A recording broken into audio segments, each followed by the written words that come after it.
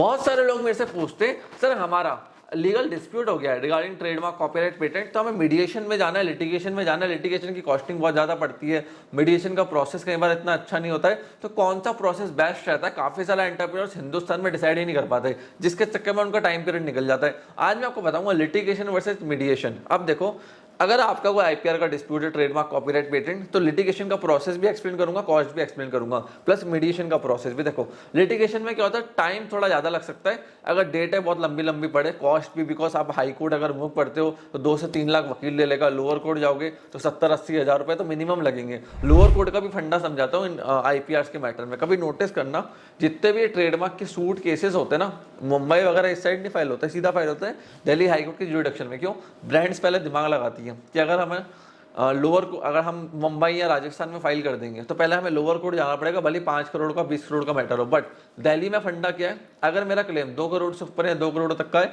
8-10 लाख मेरी government fees जमा होती है स्टैंप ड्यूटी के ऊपर, और उसके बाद सीधा मैं हाई कोर्ट को अप्रोच कर सकता हूँ, फास्ट मेरा प्रोसेस चलेगा। उसी चक्कर में लोग दिल्ली के बहुत ज्यादा केसेस फाइल होते हैं जो बड़ी ब्रांड्स करती है। अब हाई कोर्ट इनमें क्या है, केसेस में पैसा बहुत ज्यादा लग जाता है। अगर आप एक छोटी ब्रांड हो, छोटा एंटरप्रेन्योर हो, आपके ऊपर केस हो चुका है, तो सेटलमेंट के लिए सोचना बड़ी ब्रांड से। और अगर आप फॉल्ट पे नहीं हो, फिर आप लड़ सकते हो।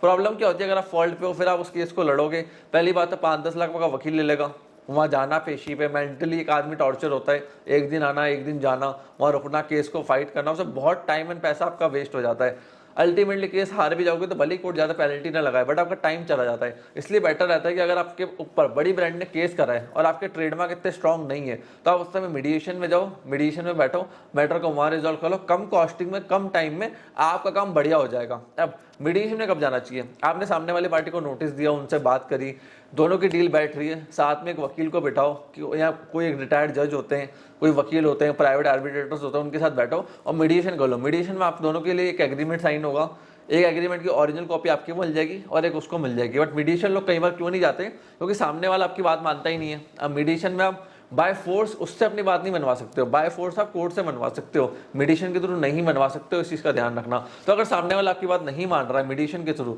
तो फिर आप लीगल नोटिस दो, वकीलों को हायर करो और फिर उसके बाद आप कोर्ट को अप्रोच कर सकते हो। बट काफ़ी सारे लोग मेरे से पूछते हैं कि सर लिटिगेशन का प्रोसेस लंबा होता है, हमारा ट्रेडमार्क वो सामने वाला यूज़ कर रहा है, हम कोर्ट का मेंटल प्रेशर नहीं लेना चाहते हैं। आप एक चीज़ समझना, कोर्ट में क्या होता है, आप एक बार केस डालते हो, वकीलों से मिलते हो, उनसे बात करते हो, कोर्ट के प्रोसेस को समझते हो, तो आप चीज़ों को स्मूथली समझ जाते हो। फिर दूसरी तीसरी बार आपको दिक्कत नहीं आती। पहली बार आपको लगेगा कहाँ आ गया, कैसे केस को करना है, कैसे लॉयर से बात करनी है। आप 4-5 लॉयर से बात करोगे, कोर्ट में केस फाइल होगा, ईजिली आप प्रोसेस को धीरे धीरे समझने लगोगे। अब वो होता है ना यार, कोई एक इंडियन है, उसको आज अमेरिका जाना है, दुबई जाना है, तो वो 10 चीज़ें सोचता है कि मेरा वीज़ा कैसे लगेगा, मेरा पासपोर्ट कैसे चलेगा, मेरा वहाँ ट्रांजैक्शंस कैसे होंगे, मुझे टैक्सी कैसे मिलेगी, होटल कैसे मिलेगा। 100 तरह के डाउट्स आते हैं जब हम यूएस जाते हैं, कनाडा जाते हैं, किसी फॉरेन कंट्री के अंदर जाते हैं। तो वैसे कोर्ट में होता है, जब वो डाउट्स क्लियर हो जाते हैं, आप 2-3 बार आपकी आदत पड़ जाती है, फिर आपको पता है फ्यूचर में किसी ने आपके साथ गलत करा, ट्रेडमार्क इन्फ्रिंगमेंट करा, कॉपीराइट इन्फ्रिंगमेंट करा, तो आप इजीली कोर्ट को अप्रोच कर पाओगे। अब लिटिगेशन का प्रोसेस आपको एक्सप्लेन करता हूँ। सबसे पहले आपको लीगल नोटिस भेजना है, अगर सामने वाला आपके ट्रेडमार्क कॉपीराइट पेटेंट को यूज कर रहा है, इन्फ्रिंगमेंट कर रहा है। फिर 12A की एप्लीकेशन लगानी पड़ेगी कोर्ट के अंदर। वो क्या होता है? Mitigation, pre litigation mitigation. अब जो कमर्शियल कोर्ट है ना, एक्ट जो 2015 बना हुआ, उसमें कहा गया है कि आपको सबसे पहले मीडिएशन का कोशिश करनी है। ठीक है, मीडिएशन की अगर आप कोशिश करते हो, एफर्ट्स करते हो, फिर उसके बाद पार्टी नहीं आती है, तो उसके बाद फिर कोर्ट उस मैटर को सुनेगा, उस पर स्टे देगा, जो भी होगा। बट पहले मीडिएशन का आपको एप्लीकेशन लगाना पड़ेगा कि हम भी इस मैटर को सॉल्व करना चाहते हैं। 12A से बचना, उसके भी रास्ते होते हैं कि भाई मुझे मीडिएशन में जाना नहीं है, डायरेक्ट कोर्ट में स्टे के लिए जाना है, डायरेक्ट फाइट करनी है। तो वहां पे आपको एक एप्लीकेशन में लिख के देना पड़ेगा 2 चीजें।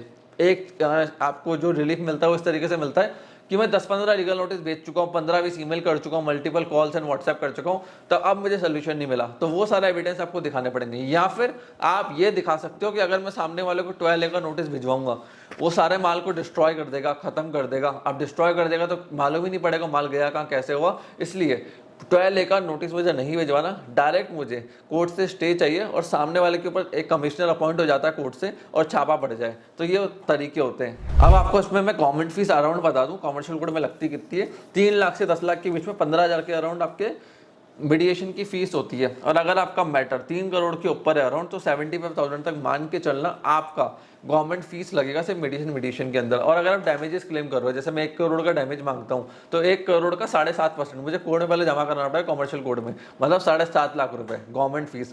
केस जीत गया तो मैं उसको रिफंड ले सकता हूँ, केस हार गया तो वो फीस रिफंड नहीं होती है, इस चीज का आप ध्यान रखना। फिर देखिए फ्रेंड्स, स्टे मिलने में फर्स्ट हियरिंग से लेके 5-6 हियरिंग तक लग सकती है, 3 महीने 6 महीने का टाइम मान के चलना।